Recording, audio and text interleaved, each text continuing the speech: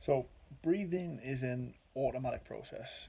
We don't think about it, unconsciously controlled by the autonomic nervous system, um, but it does have to respond, and particularly when we have the demands of exercise. So there's mechanisms in place that allow that to happen. One of the key things that occurs when we begin to exercise is changes within the partial pressures of gases in the blood. So because we're starting to use more oxygen, oxygen levels in the blood drop, and because we are producing more carbon dioxide as a byproduct, levels of carbon dioxide go up.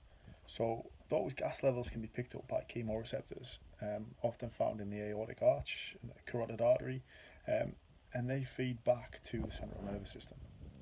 The central nervous system response is to stimulate the respiratory muscles, i.e. the diaphragm and intercostal muscles, and the stimulation of those muscles causes them to contract more forcefully and more frequently. So those contractions then cause a bigger change in volume of the chest cavity, results in a bigger change in pressure, and a greater amount of air rushes into the lungs to fill them. So we increase tidal volume. They're also stimulated more frequently, which means we breathe more often. So the result is a much bigger total ventilation per minute. So more air coming in and out of the body every minute to continually try to supply the working muscles with the oxygen they need and eliminate the carbon dioxide from the body at the same time. So the branches of the nervous system that are really important here are the sympathetic nervous system and the parasympathetic nervous system. They're the two branches of the autonomic nervous system. So sympathetic nerves are the ones that deal with fight or flight.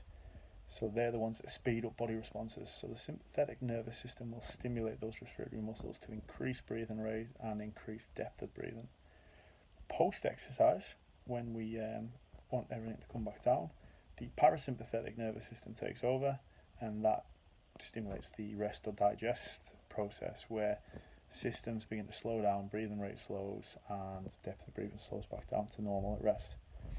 The role of chemoreceptors then is really, really important, and the good thing is that a very, very small change in the partial pressure of carbon dioxide will stimulate a very large change in the respiration.